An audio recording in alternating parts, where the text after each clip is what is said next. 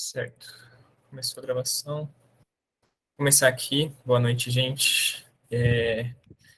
Obrigado aí pela participação de todos. Nossa primeira apresentação do projeto de Minutos de Ciência aqui do PET BCC. A apresentação vai ser... o projeto, na verdade, ele pauta em divulgar algumas oportunidades aí para o alunado aí do DC. Então, professores que tiverem oportunidades, então fiquem à vontade aí para ter esse espaço aí de conseguir divulgar, né, projetos de pesquisa, áreas de que vocês atuam. E hoje, né, a gente está com o professor Ricardo Serri, que ele é doutorado em ciência da computação, aí trabalhando na parte de redes neurais e algoritmos genéticos, né, para problemas hierárquicos. Tem algumas áreas aí que ele vai comentar, então não vou falar muito dele, então deixar aí para ele. E muito obrigado aí mais uma vez para todos que estão participando. Vai ficar a gravação, né, para todos que não conseguissem participar agora no chat ao vivo. E também, né, vai ser a apresentação do professor e depois vai ter um tempo para tirar dúvidas, bate-papo com todo mundo aqui da reunião. Então, se vocês quiserem mandando dúvidas enquanto a apresentação no chat, sem problema, a gente vai anotando aqui e depois a gente pergunta para o professor. Tudo bem? E aí agora, fique à vontade aí, professor, fazer sua apresentação, falar, apresentar. Legal. Obrigado, tá? Obrigado aí pelo convite, todo mundo. Boa noite, pessoal. Deixa eu compartilhar minha tela aqui. Deixa eu ver uma janela.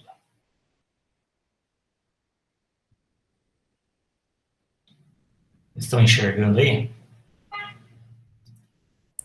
Apareceu aqui sim, professor. Ah, legal. Como eu estou sem outra tela aqui, eu não estou vendo vocês, então, se vocês quiserem fazer perguntas no meio, aí pode interromper, tá? Aí, pode falar aí que eu paro a apresentação. Legal? Tá, então, pessoal, de novo, obrigado. A ideia aqui da apresentação hoje, né, é mostrar para vocês um pouquinho do que a gente faz lá no nosso laboratório, no DC, com alguns problemas de bioinformática. Nós trabalhamos com outras coisas, né? Outros problemas também tudo envolvendo aprendizado de máquina, mas eu vou mostrar para vocês algumas coisas de bioinformática aqui, porque é relacionado à oportunidade de bolsa. E também depois eu vou falar um pouquinho dessa oportunidade de bolsa, né, sobre o que ela trata, sobre o que é, quem pega a bolsa, o que vai investigar, enfim. Tá. Então, vou falar só um pouquinho de mim aqui, rapidinho, né? Então, eu sou bacharel em Ciência da Computação pela Unesp, em Rio Claro. Isso foi em 2007 que eu me formei.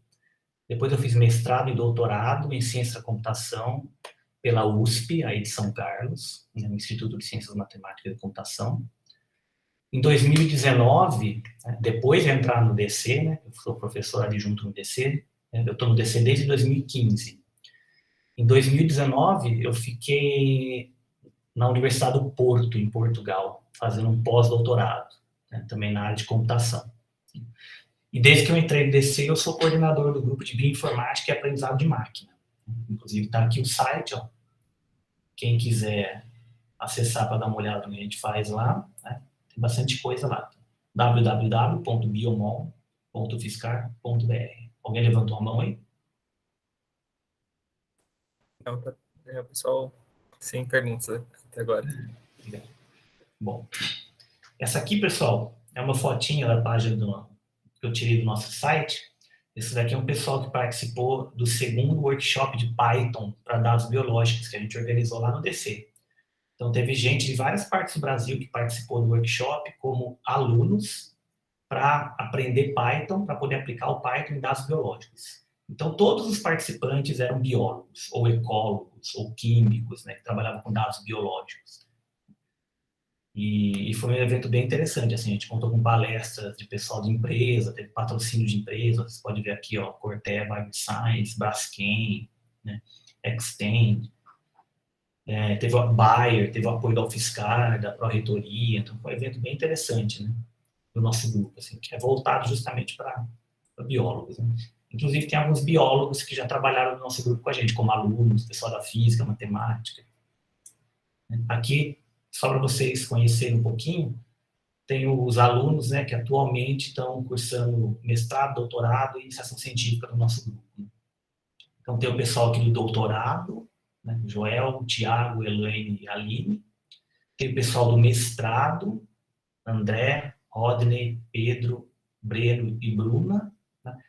A Bruna e o Tiago são veteranos de vocês. O Tiago acho que fez BCC, a Bruna fez ENC. E de alunos de iniciação científica, temos o Luan, a Silvana, a Juliana e a Tayana. A Juliana e a Tayana são de outros cursos, tá? A Tayana é da Biotech, a Silvana, acho que é da Estatística ou da Engenharia Física. Acho que é Engenharia Física o curso dela. O Luan é da Computação aí, e a Juliana também é da Computação. A Juliana acho que é da ENC. E temos vários outros alunos que passaram, né, pelo nosso grupo de pesquisa aqui. Então, todas essas informações estão na página. Então, tá. O roteirinho da palestra hoje, então, vou falar para vocês um pouquinho o que é bioinformática, o que é aprendizagem de máquina. Vou falar de algumas aplicações que a gente trabalha no nosso grupo. E depois vou falar sobre a oportunidade de bolsa FAPESP. E vocês podem me interromper a qualquer momento aqui, tá? Bom, o que é bioinformática? Tá? A grosso modo, é a aplicação de matemática, estatística e computação para resolver problemas da biologia molecular. Principalmente da biologia molecular, mas pode envolver outras áreas da biologia também. E aí, existem várias áreas de aplicação da computação, tá? Desde o alinhamento de sequências, que foi uma das primeiras áreas. Quando o pessoal mapeou, por exemplo, o genoma humano, o genoma da cana aqui no Brasil, tinha muito processo, precisaram desenvolver muito algoritmo para alinhar sequências. Tá? Porque quando você vai montar um genoma, você quebra ele em vários pedaços e depois sai combinando, está alinhando. Então, esses algoritmos são muito interessantes. Quando você vai procurar, né, por uma sequência nova, né, pela função dessa sequência nova, depois que você descobre uma sequência, né, você quer saber que função ela tem, você alinha ela contra um banco de sequências conhecidas, para ver com que sequências ela aparece, para poder, enfim, inferir a função daquela sequência, por exemplo. Tá? E aí tem diversas outras aplicações, né, pessoal? Predição de estruturas de proteínas, predição de funções de proteínas, predição da interação entre proteínas e medicamentos, predição da localização subcelular de proteínas. Né? Proteínas podem exercer diferentes funções dentro do nosso corpo, por exemplo. Essas funções estão relacionadas com a localização delas dentro da célula. Né? E aí elas podem estar em diferentes localizações, né? Complexo de Golgi, membrana plasmática, enfim. Identificação de marcadores moleculares importantes. Isso aqui está relacionado ao projeto, relacionado aqui à bolsa, né? Associação de marcadores moleculares a doenças, né? Classificação de RNAs não codificantes, identificação e classificação de elementos de transposição, que são sequências de DNA que se movem de um local para o outro no genoma da célula. Estudo da interação entre medicamentos, proteínas, e proteínas, né? Medicamentos, proteínas, entre medicamentos. Tudo isso a gente pode fazer, inclusive, com aprendizagem de máquina. Tá? Bom. E o que é aprendizado de máquina, então? Vou falar um pouquinho. Eu já falei que é bioinformática, o que é aprendizado de máquina? É uma sub-área da inteligência artificial que visa desenvolver métodos que vão aprender a realizar alguma tarefa por meio de experiência. A ideia é que você programe, né? Desenvolva um programa de computador para realizar uma tarefa, só que você não precisa programar o programa especificamente para resolver aquela tarefa. Eu gosto de usar um exemplo de copo, né? Como que vocês aprenderam o que é um copo? Ninguém ensinou para vocês uma regrinha centão do que é um copo. Vocês foram vendo copos. Assim como qualquer outras coisas na vida de vocês. Vocês foram vendo. E por meio de experiência, né, vocês foram apresentados a vários copos, a várias telas, a vários objetos diferentes. Vocês foram aprendendo o que é aqueles objetos. A mesma coisa é com o aprendizado de máquina. Você apresenta para um algoritmo uma quantidade de dados, né, sobre alguma determinada tarefa. Então, por exemplo, uma quantidade de imagens de copos. E aí tem um algoritmo que roda em cima dessas imagens e aprende uma função que consegue distinguir copos, consegue distinguir outros objetos, que consegue realizar alguma determinada tarefa. Tá? Então, você não está programando explicitamente. Você tem um algoritmo que induz um modelo, e esse modelo, que a gente chama de hipótese, na aprendizagem de máquina, ele vai resolver o seu problema. Então, ele aprendeu. E aí tem diferentes tarefas de aprendizagem de máquina, né? Classificação de dados, agrupamento de dados, tarefa de regressão. No nosso grupo de pesquisa, a gente trabalha muito com classificação de dados. Então, por isso que eu vou dar um foco aqui em classificação. E aqui tem uma definição mais clássica sobre o que é aprendizado de máquina, né? Que é um programa de computador que melhora o seu desempenho em alguma tarefa por meio de uma experiência. Então, pegando uma definição clássica aqui do livro do Tom Mitchell, né, de 97. Então, um programa de computador, ele aprende por meio de uma experiência E, com relação a uma classe de tarefas T e medida de avaliação P, se o seu desempenho nas tarefas T, avaliadas por P, aumenta com experiência E. Então, o que acontece aqui é o que a gente chama de processo de treinamento. Você quer ensinar um algoritmo a reconhecer copos. Então, você pega um conjunto de dados e dá para esse algoritmo. O algoritmo começa a treinar em cima daqueles dados. Né? Então, a tarefa T é reconhecer copos. Né? E conforme ele vai treinando, ele vai ganhando experiência. E aí você avalia o desempenho do algoritmo, se ele está acertando o que é copo, né, por uma medida de avaliação. E você vai vendo se esse desempenho melhora com o tempo. Ou seja, ele vai ganhando experiência, conforme ele vai treinando nos dados, aumentando a experiência dele, o desempenho dele, P vai aumentando na tarefa T. Entendeu? Então, aí o algoritmo está aprendendo. Isso que é aprendizado de máquina. E a classificação está dentro do que a gente chama de aprendizado supervisionado. Por quê? Para todos os meus dados, eu tenho uma saída desejada. Então, eu dou, por exemplo, imagens de copos e eu sei lá, eu tenho o rótulo daquela imagem, se é um copo, que tipo de copo que é. Filtro de spam. Eu tenho uma coleção de e-mails e eu tenho um rótulo para aqueles e-mails, se é spam ou se não é spam. Então, isso que é o aprendizado supervisionado. E a classificação, você vai, como o próprio nome diz, classificar dados. Então, se é spam ou não é, se é um copo ou não é, né? Qual é a função de uma proteína. Já no problema de regressão, você não está prevendo uma classe, você está prevendo um valor numérico, né? O valor de uma ação, a concentração de um poluente, se vai, sei lá, porcentagem, probabilidade de chover, por exemplo, todos valores numéricos. E aí você tem um aprendizado não supervisionado, que você tenta descobrir estruturas nos dados sem ter essas saídas desejadas já dadas para o algoritmo, então não tem supervisão. Então uma tarefa clássica é o agrupamento. Então se eu pegar uma quantidade de dados, eu não sei de que classe são, sei lá, um conjunto de e-mails, um conjunto de proteínas, e agrupar eles, eu começo a extrair alguma estrutura daqueles dados. Aí começo a ver, por exemplo, eu divido os dados em N grupos. Começo a ir lá em cada grupo para ver quais as características que tem em cada grupo, que fez com que cada exemplo caísse em cada grupo. Então, isso não tem supervisão. Alguém falou alguma coisa aí? Fez um barulhinho para mim. Por enquanto não, professor. Vamos lá, então. Então, qual que é a classificação? Tarefa de atribuir categorias pré-definidas a exemplos. Então, as categorias eu chamo de classes. Elas são conhecidas e vão rotular os meus exemplos, que são os exemplos de um conjunto de dados. Os exemplos de copos, os exemplos de proteínas, os exemplos de e-mails, enfim. Eu chamo isso de conjunto de treinamento.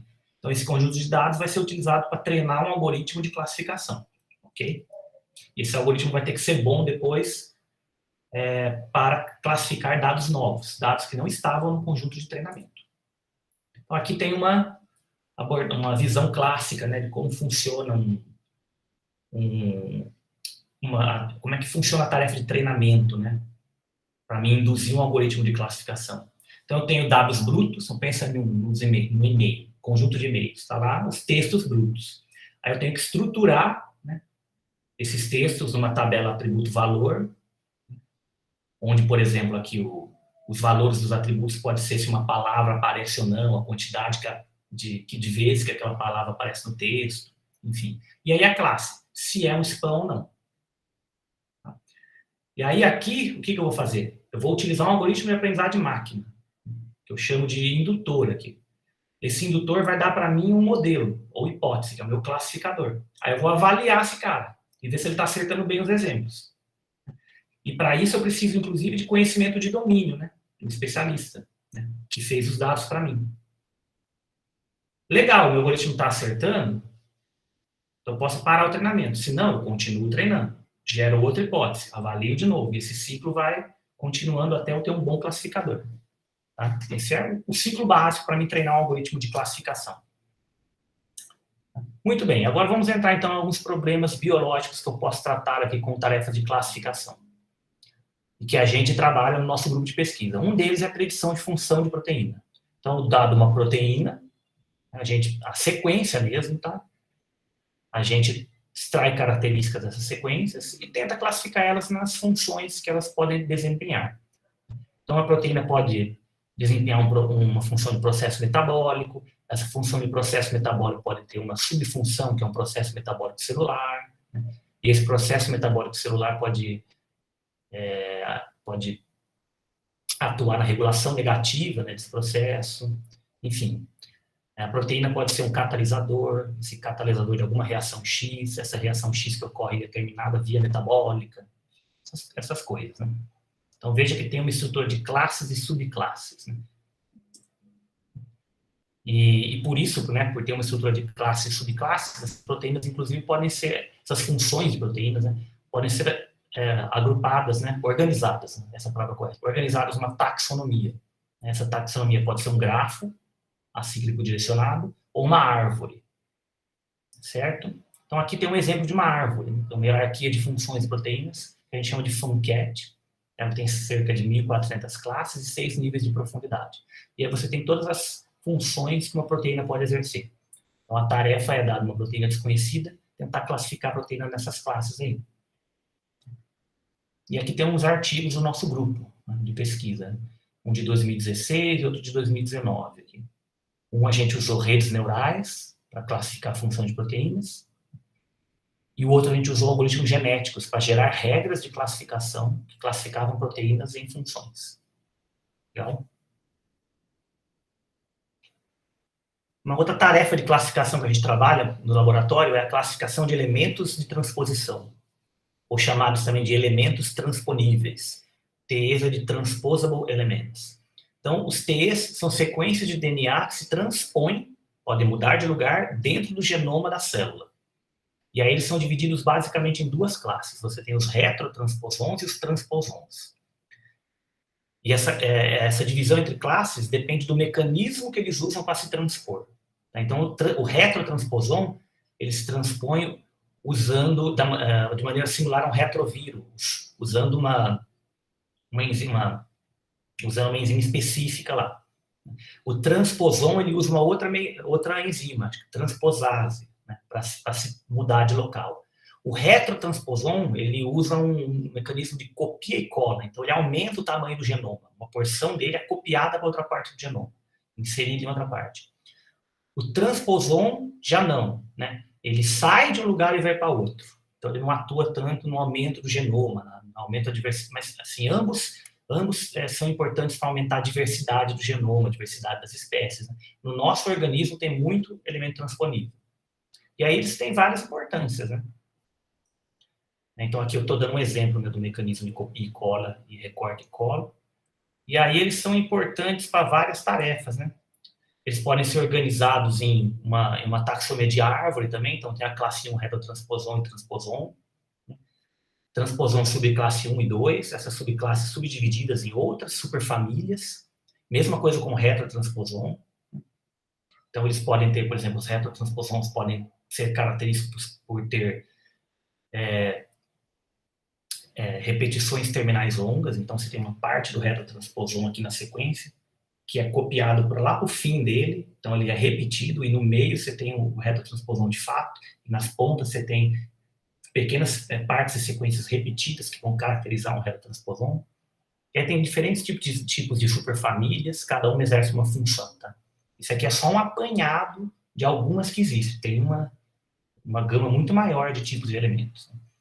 E aqui tem alguns dois artigos que a gente publicou também, que eram focados aí em classificar elementos transponíveis, né? Esse aqui, por exemplo, é bem específico para long terminal repeat heterotransposons, né? Que são os lines, sines e Bell-Pal, que é um tipo de heterotransposon. E eles são importantes para várias coisas, né? Por exemplo, na cana-de-açúcar tem muito heterotransposon, então é interessante saber como ele atua no genoma da cana-de-açúcar, porque você pode controlar o heterotransposon para que ele possa, para você desenvolver um genoma de cana que seja mais resistente, por exemplo, a um clima mais seco, né? Melhorar a produtividade da cana.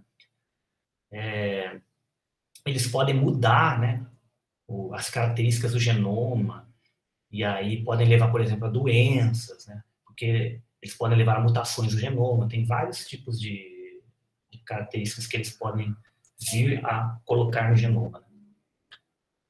Outra coisa que a gente trabalha também é a predição da localização subcelular de proteínas, como eu falei para vocês, porque determinar o local de uma proteína na célula é muito importante, né, em várias tarefas, né? Então, anotar as funções, quer dizer dizer que função aquela proteína tem, dizer a localização da proteína numa célula é importante para fazer diagnósticos, né, para desenvolver vacinas, desenvolver medicamentos.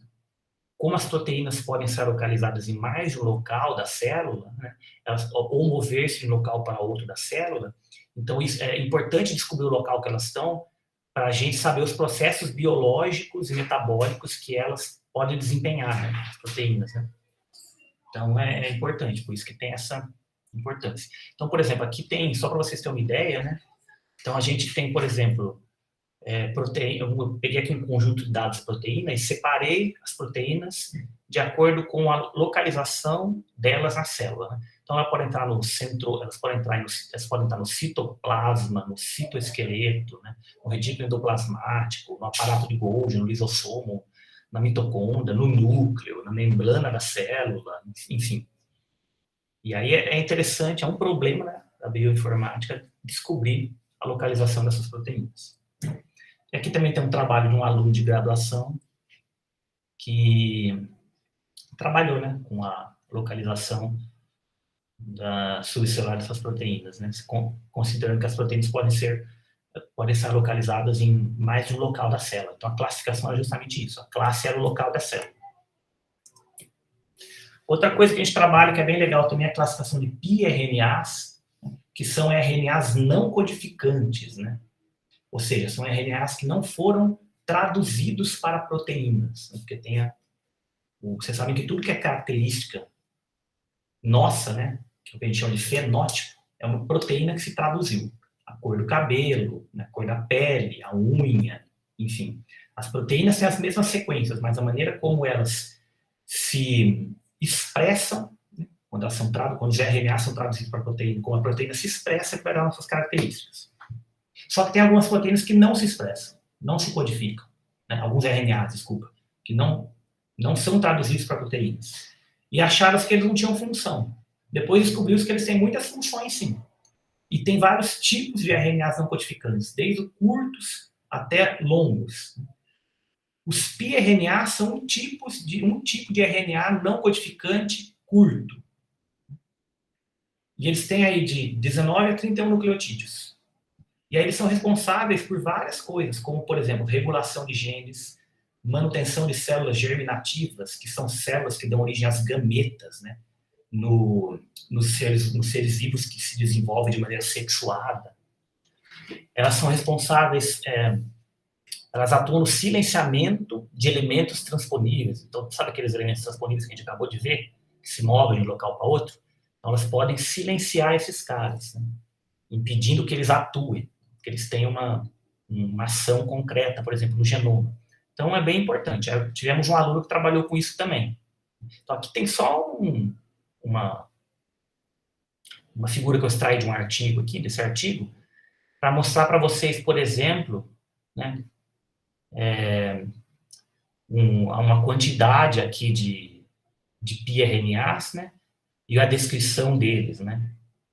A descrição das características que foram extraídas desses piRNAs, para que esses piRNAs possam ser fornecidos para algoritmos de aprendizagem de máquina. Né? Então, a gente extraiu algumas características, o pessoal desse artigo, né? Pegou um piRNA lá, que tem tamanho de 19 a 20, poucos nucleotídeos, e extraiu algumas características aqui, ó. Né? E aí isso foi utilizado aqui, ó, comentado com o algoritmo de aprendizagem de máquina, para predizer se aquela sequência, né, era ou não piRNA. A gente fez isso também, e a gente publicou 2 artigos, né? Um deles numa revista e outro numa conferência. Né? Quem trabalhou nisso foi também um veterano de vocês, o Alisson.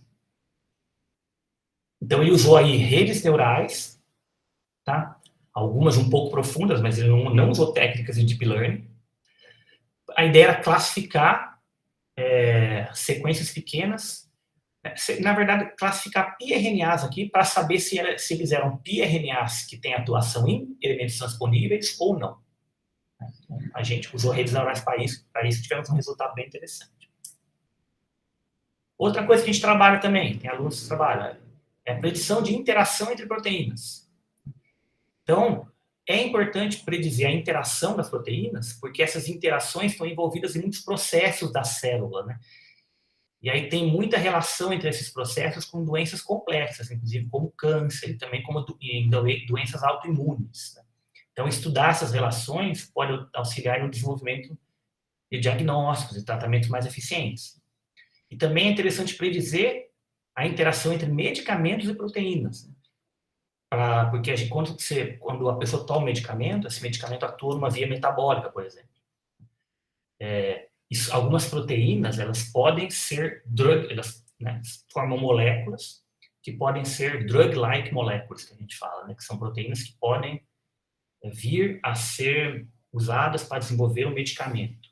Então, é interessante, por exemplo, você saber a interação entre um medicamento e uma proteína, para saber a atuação que esse medicamento vai ter no corpo da pessoa, né, para saber interações, se pode haver interações medicamentosas, né. Claro que eu estou falando tudo para vocês aqui com meio alto nível, né, pessoal? Eu não sou biólogo, nem farmacêutico, entendo só um pouquinho de biologia. A gente trabalha sempre com biólogos para ajudar a gente, na maioria dos casos. Ou a gente pega conjuntos de dados já prontos, bem documentados na literatura. Mas, assim, a grosso modo é isso, né? Aí, se vocês quiserem saber mais a fundo mesmo, aí tem que pegar a biologia e estudar. Tá? Aqui uma figura que eu retirei de um artigo que mostra para vocês, né, que a gente pode chamar aqui, não é bem uma rede complexa, né, mas é uma rede de interação, vamos chamar assim, né, onde os nós aí são proteínas e as arestas são interações entre essas proteínas. Né. Então é interessante, quer dizer, tem algoritmos que fazem a predição desse link, né, eles trabalham com o grafo mesmo, prediz o link. No nosso caso, a gente trabalha com as proteínas mesmo, né, as sequências de proteínas, monta uma matriz de adjacências, né, a partir de um grafo, um grafo de adjacências, né, a gente monta a matriz e com isso tenta predizer, dadas as features das proteínas contra proteínas, proteínas contra alguma outra molécula, proteínas contra medicamentos, a gente tenta predizer essas interações, tá? E interações entre outros produtos também, né? RNAs mensageiros com piRNAs, eu acho. Não, piRNAs com elementos de transposição, RNA mensageiro com o outro que eu esqueci, RNA mensageiro com algum outro target lá, que eu esqueci agora. A gente trabalha com algumas coisas assim também. Tá? E isso aqui é um trabalho que acabou de ser submetido em uma conferência, né, onde a gente utilizou aí um algoritmo de bicluster para predizer essas interações, dado uma matriz para predizer essas interações, junto com um algoritmo de classificação XGBoost. Né? O XGBoost é a ideia de melhorar, com o XGBoost a gente tentou melhorar o algoritmo de bicluster para predizer interações entre proteínas. Legal. Bom, então eu falei um pouquinho para vocês sobre alguns assuntos que a gente trabalha. A gente trabalha com outras coisas que não são relacionadas à bioinformática, tá? a gente trabalha com algoritmos genéticos para gerar regras, a gente trabalha com problemas de classificação de fluxos contínuos de dados, a gente trabalha com AutoML para gerar, né, selecionar algoritmos, né? Todo o pipeline, por exemplo, de um algoritmo para resolver um problema de classificação. Tem outros problemas que a gente trabalha. Bom, para essa bolsa aqui, essa oportunidade, a pessoa vai ter que trabalhar com polimorfismos de nucleotídeo único, tá? Usando algoritmos de aprendizagem de máquina. Então, o que é um polimorfismo de nucleotídeo único? Ou SNP. A sigla é SNP, mas a gente fala SNP. É uma variação de uma única posição na cadeia de nucleotídeos, dentro de uma sequência. Então, isso causa uma alteração genética dentro do genoma. Por isso que os SNPs são de extrema importância. Então, eles são úteis para predizer as respostas dos indivíduos a determinados medicamentos. Porque aquilo que acontece nesse SNP é uma mutação, na verdade. Né? É um marcador molecular. A gente busca, podem ser úteis, né, para buscar por genes relacionados a doenças hereditárias, no grupo familiar. Os SNPs podem estar associados a doença, como doença de Alzheimer. Então, sabe-se, por exemplo, que na doença de Alzheimer você tem genes específicos para aquela doença. Sabe-se, né, que tem genes que são mais associados à doença de Alzheimer. A atuação, né, a expressão da doença, vamos dizer assim, acontece naquele gene. E aí tem os SNPs localizados naquele gene. Então, busca-se por SNPs que estão mais associados à doença de Alzheimer. No nosso caso aqui, ó, a gente vai trabalhar com o arroz, nessa oportunidade de bolsa. Né? Então, a gente está procurando SNPs dentro do genoma do arroz. Por quê? Porque os SNPs podem estar associados a diversos caracteres de interesse na agricultura. Então, a gente pode ter um SNP que é importante, por exemplo, para aumentar a produtividade do arroz. Com isso que a gente vai trabalhar. Então, tá aqui, acho que eu pulei. Então, eu vou dar um exemplo do arroz, né? Então, os SNPs, eles podem estar associados a diferentes caracteres de interesse do arroz, como produtividade,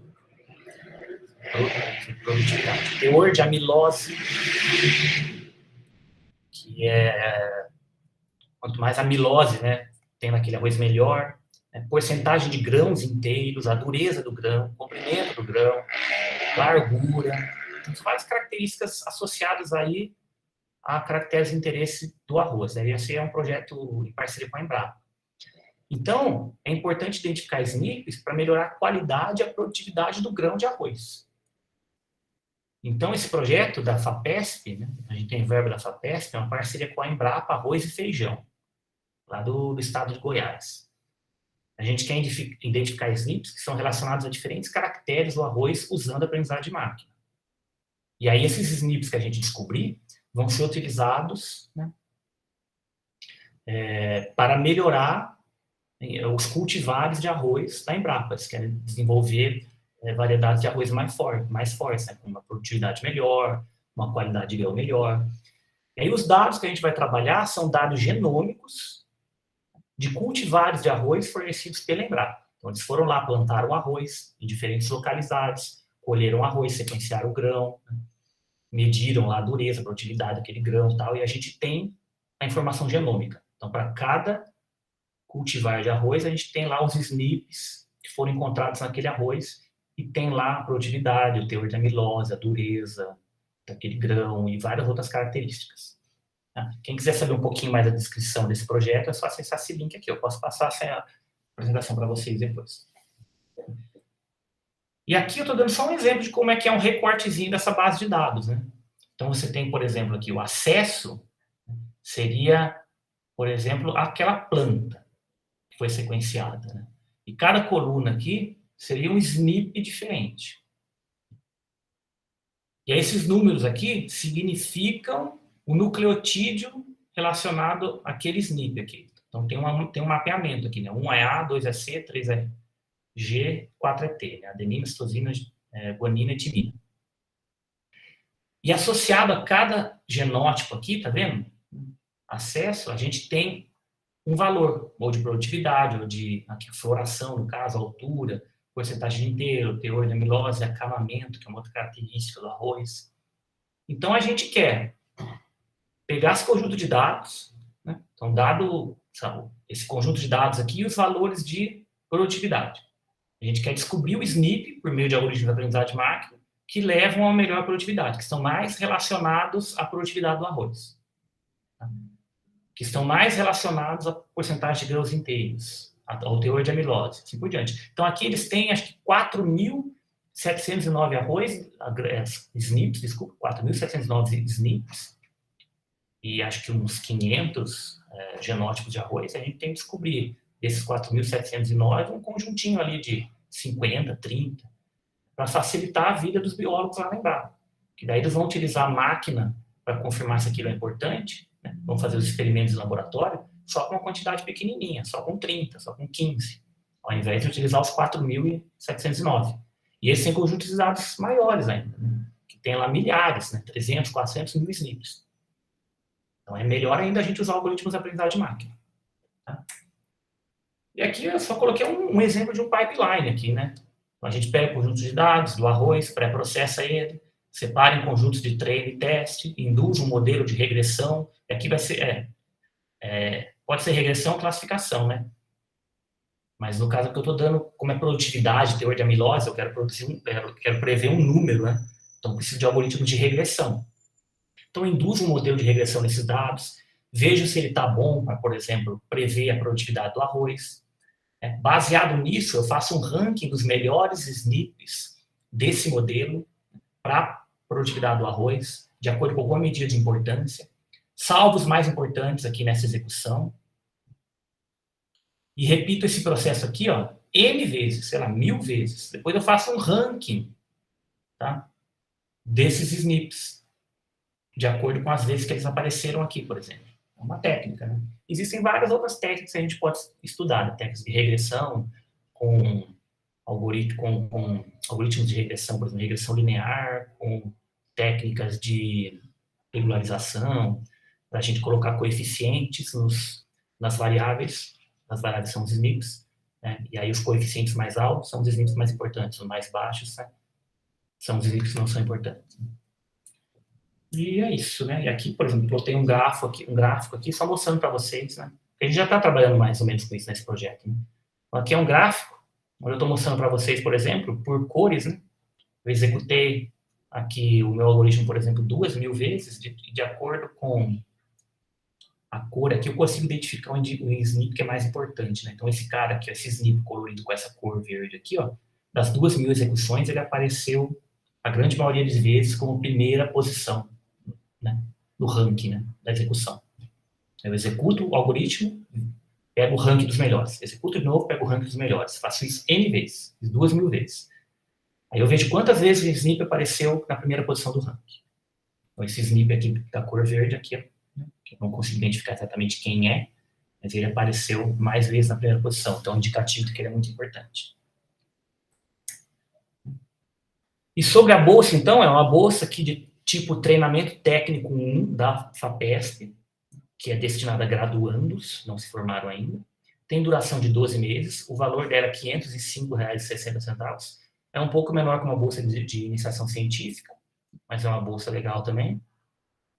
E o pré-requisito, a pessoa precisa ter notas muito boas e não ter reprovação. A pessoa não pode ser bolsista FAPESP se ela tiver reprovação. Ah, talvez uma de cálculo, tá? É difícil. Geometria analítica. Reprovei, mas depois recuperei com nota boa. Pode ser, mas no geral eles querem que a pessoa tenha notas muito boas, não tenha nenhum tipo de reprovação. Tá? E quem tiver interesse, né, pessoal, eu estou aí aberto a colaborar, né? Então é só enviar um currículo e um histórico escolar aqui para mim, ó, nesse e-mail.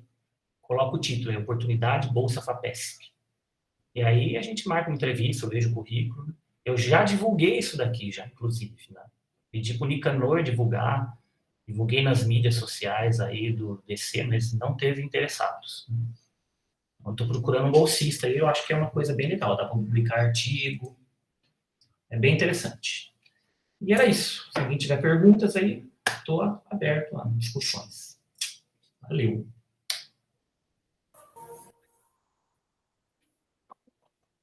Muito obrigado aí, professor.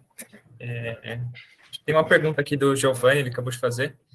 Ele perguntou se trancamento interfere no Trancamento, inspecionamento. creio que não. É bem justificado, dá para a gente mandar para a FAPESP, sim. Certo. Porque essa bolsa é importante, né? A pessoa não vai passar por um processo seletivo comum da FAPESP, né? Não vai ter um assessor que vai revisar o projeto, não. Essa bolsa já está aprovada dentro de um projeto grande da FAPESP, um projeto regular. Então, eu já tenho a bolsa. Sou eu que vou implementar. Mas tem esse pré-requisito que a FAPESP exige que não pode ter reprovação. Perfeito. Pedro, se você quiser falar, abrir o microfone aí, fique à vontade. Boa noite, gente. Professor, eu queria saber se precisa ter algum tipo de conhecimento específico para aplicar para a bolsa, assim. Tipo, conhecimento biológico, algo do tipo, assim. Não, biológico eu não exijo nenhum conhecimento biológico dos alunos que vão trabalhar com a gente. O conhecimento biológico eles adquirem com o tempo. Pegam artigos, vão estudando, né? E conhecimento de computação, eu costumo exigir um muito básico, né? Fizeram introdução à computação, sabe programar em Python, por exemplo. Então, o pessoal geralmente aí do BCC, da INC, já está trabalhando bastante com Python. Né? Então, pode começar a trabalhar com Scikit-learn. Não precisa ter conhecimento de Scikit-learn também, mas está disposto a aprender, sabe? Começar a trabalhar com Scikit-learn. Ou com R, por exemplo. Os pacotes do R para Machine Learning também tem um monte. Botar a mão na massa. Entendi, obrigado, professor. Daniel, se quiser abrir o microfone aí, fique à vontade. Beleza. Tem uma dúvida, perdão se foi mencionado sobre isso e passou despercebido por mim. Normalmente, quantas horas semanais são dedicadas ao IC? Olha, eu também não costumo controlar muito isso dos meus alunos, não. Eu exijo produtividade, né? Então, por exemplo, tem aluno que a gente faz reuniões quinzenais. Tem aluno que é toda semana. E aí a dedicação é assim, eu não exijo uma dedicação fixa do aluno. 12 horas por semana, 10 horas por semana.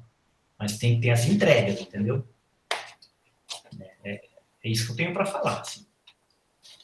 Certo. Mas tem que ter uma boa dedicação, porque embora seja uma bolsa de treinamento técnico isso aqui, a gente vai tratar como uma iniciação científica mesmo, como você falou. Né? Então vai envolver a leitura de artigos, para a pessoa ter um background de trabalhos relacionados. Então ela vai trabalhar com um algoritmo de machine learning, não sei, que algoritmo ela vai trabalhar um random forest, uma regressão, né? Um outro tipo de regressão usando máquina de vetor de suporte, algumas variações de random forest para selecionar features, alguns outros algoritmos de seleção de features que tem na literatura. Então a pessoa vai ter que estudar. Então tem que conciliar com a graduação. Mas nada que vai atrapalhar a graduação. Né? Então, se a pessoa, por exemplo, não tem emprego, trabalha com IC e a graduação, não é possível. Tranquilo. Tá, obrigado. Giovanni. Professor, eu queria saber como é que funciona para entrar no grupo Biomal. Para a gente da graduação é só através de IC com o senhor? Geralmente é IC, né? Ou TCC. Quem vai trabalhar com a gente lá, ou vai procurar uma IC, porque está a fim de desenvolver um trabalho em algum tema. Eu apresento alguns temas, tanto de bioinformática, quanto temas que não são de bioinformática. Né? Temas sempre tem para a gente trabalhar. Então, apresento os temas, aí apresento os artigos para a pessoa ler, ela lê, vê se interessa, aí retorna, a gente vai trocando ideias, discutindo, traça um planozinho de trabalho, vai dando tarefa para a pessoa fazer. Né? E aí isso vira uma IC, né? A ideia é que seja uma iniciação científica mesmo, né? Mas tem alunos que fizeram TCC. E tem muitos alunos que fizeram a IC e depois aproveitaram a IC para o TCC. Entendi, perfeito, obrigadão. E aí, fora isso, tem os alunos de pós-graduação, né? Mas no caso de vocês é graduação, né? Então, teria que ser uma iniciação científica mesmo, não um TCC. Professor, tem uma pergunta aqui do Carlos, aqui no chat. Ele perguntou se você tem alguns conselhos para pessoas, né, que querem aprender aí sobre inteligência artificial e aprendizado de máquina. Tipo, algum exemplo como cursos, livros ou materiais. Eu posso passar uns livros, né? Tem aquele aí, ó. Na internet tem aquele blog lá, né? Acho que é um blog, uma página. Towards Data Science. Não sei se eu ouviu falar, eu acho que é Towards Data Então, essa página é bem legal. E tem alguns cursos, né? Tem um curso do professor Rodrigo Melo, que ele era da USP, agora não é mais, agora ele está no Itaú, que posso passar, ele chama, acho que é ML4U. Para isso também, é um curso bem interessante, tá? Tem uns cursos do Coursera, que são legais fazer também. Tem um curso de Machine Learning, eu até, se você der 5 minutos aqui, eu posso passar, quer ver? Deixa eu ver aqui. Da Caltech.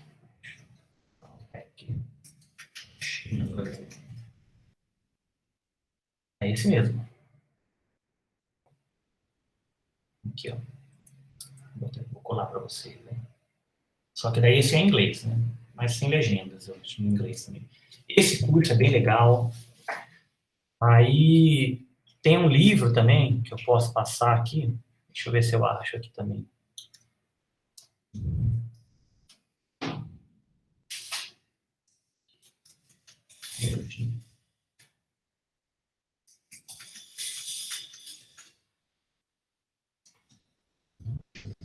Isso aqui, ó. Esse curso aqui também é bem legal, ó. O livro está disponível de graça, em PDF. E tem vídeo, aulas também dos caras, é bem legal.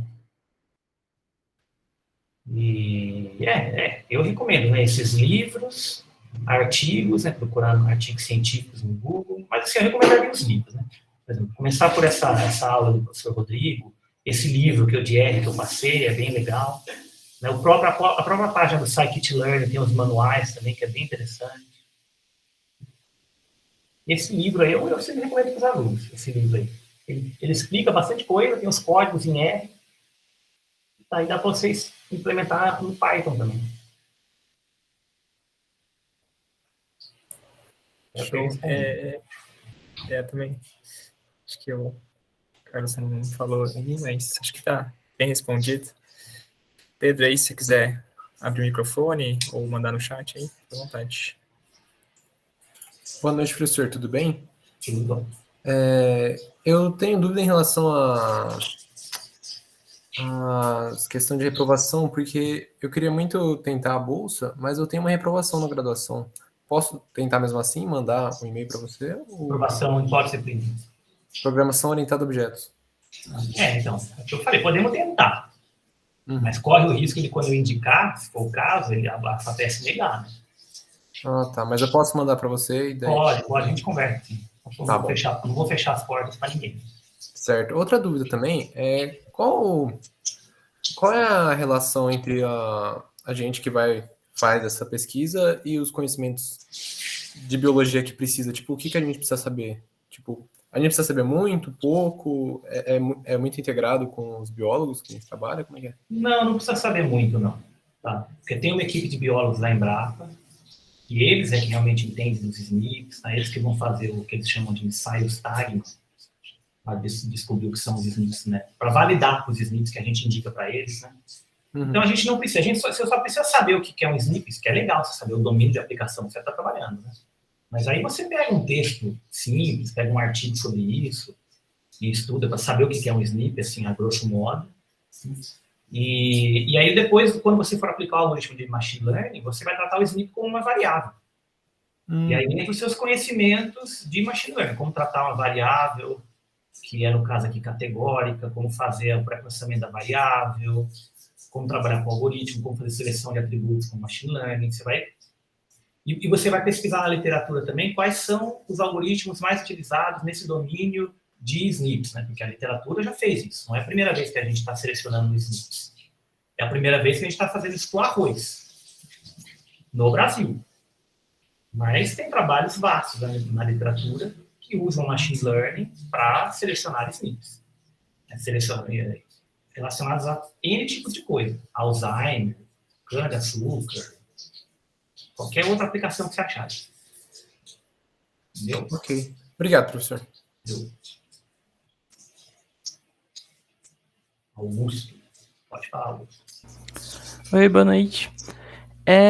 Eu ainda tenho um pouco de dúvida, né? Eu sou 021, eu entrei. Agora eu sou calouro ainda, eu acho que eu posso falar, né? Como que funciona uma IC mesmo? Como que, por exemplo, a relação do professor com o aluno, a gente, por exemplo, tem uma aula, como que funciona essa questão? Então, não tem aula. A IC é uma iniciação científica mesmo. A gente vai dar um problema científico para você resolver. Tá? E esse problema não necessariamente precisa ser algo novo. Você não precisa descobrir nada novo. Né? O único pré-requisito para a descoberta de algo novo é no doutorado. No doutorado, sim. No doutorado, um pesquisador de doutorado ele vai fazer uma contribuição nova para a área de pesquisa dele. Mas uma iniciação científica, como o próprio nome diz, você vai ser iniciado à ciência. Então, a gente pode dar qualquer problema para você. Pode ser, por exemplo, estudar um determinado problema e comparar os algoritmos para uma determinada aplicação. Vou dar uns exemplos de IC no nosso laboratório. Então, a gente teve iniciações científicas de alunos que trabalharam com problemas de predição de piRNAs, classificasse um piRNA, que é o RNA não codificante curto lá, se ele era um piRNA relacionado à transposão ou não. Tem um aluno que trabalhou com classificação de elementos transponíveis. Tem um aluno que está trabalhando com seleção de síndromes padrões de Alzheimer. Tem um outro aluno que está trabalhando também para classificação de elementos transponíveis, usando predição de interação, que eu estava explicando. Eu tive aluno que trabalhou com seleção de atributos para problemas de classificação de proteína. Tive aluno que trabalhou com predição, classificação subcelular de proteínas. E aí, então, eu dou esse problema para o aluno, dou uns artigos para o aluno vai lendo esses artigos, vai implementando os algoritmos, vai tentando resolver o problema, entendeu? Mesmo que esse problema já tenha sido resolvido na literatura, com o algoritmo que ele vai usar, mas ele está aprendendo conhecimento científico, está aprendendo método científico, entendeu? Como que é fazer uma revisão bibliográfica, você tem que procurar na literatura artigos relacionados ao seu tema, ler eles, entender, fazer um resumo deles, né, crítico, dizendo como é que eles funcionam, qual que é o pontos fortes, pontos fracos, né, em comparação com o seu trabalho. E aí implementar o método, que metodologia você vai usar, como é que você vai avaliar o seu algoritmo, com quem você vai comparar, como você vai analisar os resultados que você vai ter. Então, veja, é uma iniciação à ciência mesmo, é um método científico. E aí cada orientador trabalha tem uma relação com o aluno de uma maneira diferente, né? Tem orientadores que se relacionam com os alunos toda semana, fazem reuniões toda semana. Tem professores que fazem a cada 15 dias, uma vez por mês, depende de como for o aluno, como é o desempenho dele. Tem aluno que é mais autodidata, tem um aluno que precisa de um acompanhamento mais de perto. Eu costumo fazer reuniões de laboratório também, então os alunos vão lá, apresentam artigos para os outros alunos. Eu convido pesquisadores de fora, né, professores de outras instituições, ou mesmo do IDC, vão lá, apresentam o tema de pesquisa deles. Semana que vem, por exemplo, se der tudo certo, o professor Murilo Naldi vai apresentar no nosso grupo, que ele anda fazendo um pós-doc lá, e a gente firma parcerias. Alguns alunos de IC trabalham em conjunto com pesquisadores de outras universidades. Alunos de iniciação científica têm muita oportunidade para fora, então eu já mandei alunos para a Bélgica, para a Inglaterra. Tem uma aluna agora, veterana de vocês, a Juliana, que trabalha com SNP para Alzheimer. Ela está lá nos Estados Unidos, na Universidade de Purdue. Né? Então, assim, com bolsa FAPESP. Então, oportunidades não faltam. Basta ter vontade. Entendi. Outra coisa, parece que a gente vê a matéria de metodologia científica só no 7º período aqui. Você acha que vale a pena eu tentar pegar essa matéria antes de procurar uma IC? Vale a pena até você fazer a IC antes da matéria. Não precisa esperar. Você pode tentar puxar antes, se permitir. Bom, o Renato pode falar alguma coisa, que o Renato está como nosso coordenador aqui, ó, do BCC. Ele pode falar melhor do que eu, se vai atrapalhar alguma coisa, tal, mas acho que metodologia não tem pré-requisito. Dá para puxar, se não for atrapalhar as outras disciplinas, mas também você pode fazer a iniciação científica sem ter cursado metodologia, nada impede. Assina embaixo que o José falou. Você pode tanto puxar para fazer as DC, como pode fazer a IC e depois fazer a disciplina também, sem problema. Não. Não tem problema, não. Para quem está terminando, inclusive, não sei se tem alguém dos últimos anos, né? Vocês podem, inclusive, pegar disciplinas da pós-graduação com alunos especiais. E aí, quando vocês entrarem na pós-graduação, fazem processo seletivo, são aprovados, entram na pós-graduação, vocês convalidam essa disciplina que vocês cursaram com alunos especiais. Aí vocês fazem o mestrado mais rápido. Se vocês pegarem iniciação científica com algum professor, por exemplo, de qualquer área do DC, esse professor orienta na pós. Né? Muitos orientam. Pode ser um caminho para entrar na pós também. Pode ser Vocês fazem uma continuação do projeto de vocês no mestrado. Então, assim, é bem legal. Entendi. Eu perguntei essa questão aí da matéria lá, mas porque assim, eu realmente não tenho muita noção, sabe, de como que funciona, por exemplo, como ler um artigo científico, como escrever um artigo científico também. Então, eu pergunto mais nesse sentido. Sim. Legal, então, mas vai muito. Você não precisa cursar metodologia, você vai aprender isso na IC. A IC serve para isso também.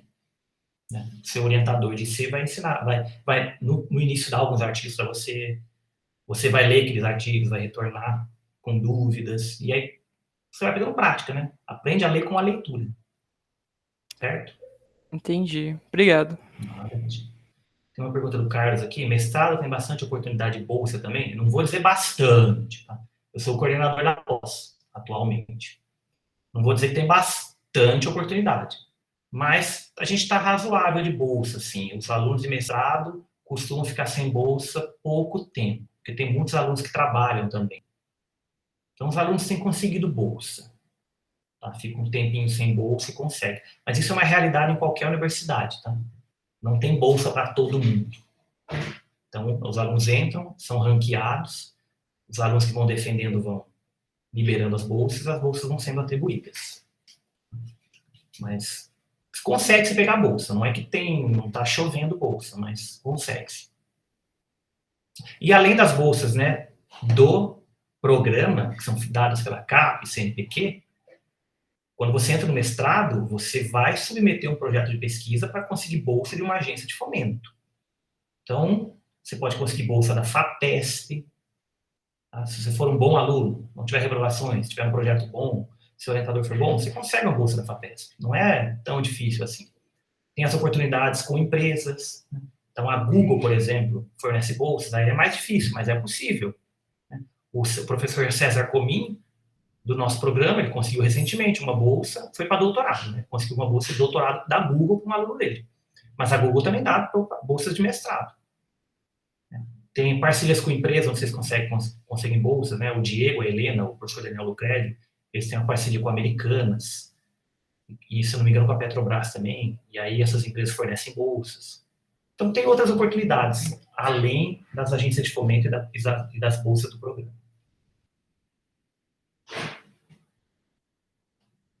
Mais perguntas? Essas oportunidades de bolsa eu acompanho apenas pela lista de e-mail do DC. Existe outra forma onde é possível acompanhar a disponibilidade de oportunidade de bolsa, tanto no mestrado quanto na IC? Então, as oportunidades de bolsas de pós-graduação são divulgadas na lista de alunos de pós-graduação, né, que é a lista do PPGCC. Quando há oportunidades de bolsas de IC, a gente divulga na lista do DC. Essa oportunidade eu já tinha divulgado, ninguém manifestou interesse. E a gente divulga nas mídias sociais também, né?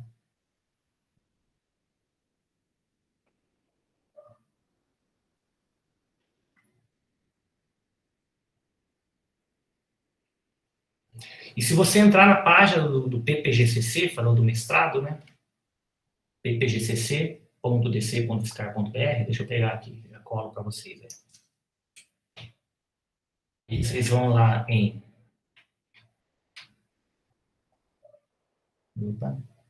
processo seletivo, bolsas. Aí, vocês têm o ranking de bolsas. Tá? Então, tem lá, para quem está atribuído a bolsa, quando que a bolsa vai liberar. Está tudo lá.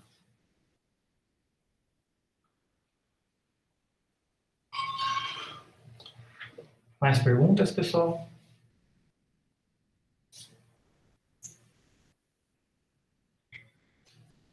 Pedro. Professor, o e-mail de manifestação de interesse da Bolsa deve ser enviado até quando? Ah, não tem prazo, não. Quanto antes, melhor, né? Tá. Porque, ó, esse meu projeto ele vai até julho ou junho, se não me engano, de 2023. Nossa. A bolsa tem 1 ano. Então a gente tem que implementar logo se a pessoa quiser ter 1 ano de bolsa. Ah, sim, é que eu vi que tá com um problema no meu histórico, que tem uma atividade de extensão que não tá inclusa, daí eu vou pedir pro... eu Isso tenho aí que não tem mandar. problema. Mas não tem problema. Isso aí não tem Alguns dias problema. assim? Não. O problema é, você pode até enviar sem essa atividade de extensão. Isso aí não é um pré-requisito. Ah, O tá. o que vai pesar contra o aluno é reprovação. Uhum, tá bom. Reprovação, não é nem eu, a FAPESP não gosta. Eu tive excelentes alunos de iniciação científica que tinham reprovações, sim. Veteranos de vocês aí. Só que a FAPESP ela tem um critério muito rigoroso de seleção de estudantes. Então, quando bate lá em cima, ela vai selecionar os que não têm reprovação. Porque tem uma análise comparativa entre eles. Se compete com outros alunos. Né? Aí seu projeto é super bem qualificado, ranqueado. Aí você vai competir com outro cara que é super bem ranqueado.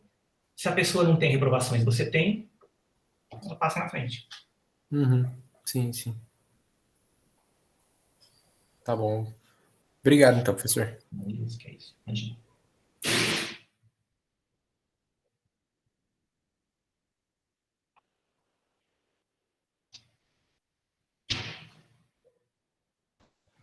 Bem, eu acho que se não tiver mais nenhuma pergunta aí, não sei se quem quiser ainda falar aí, perguntar alguma coisa para o professor, comentar alguma coisa.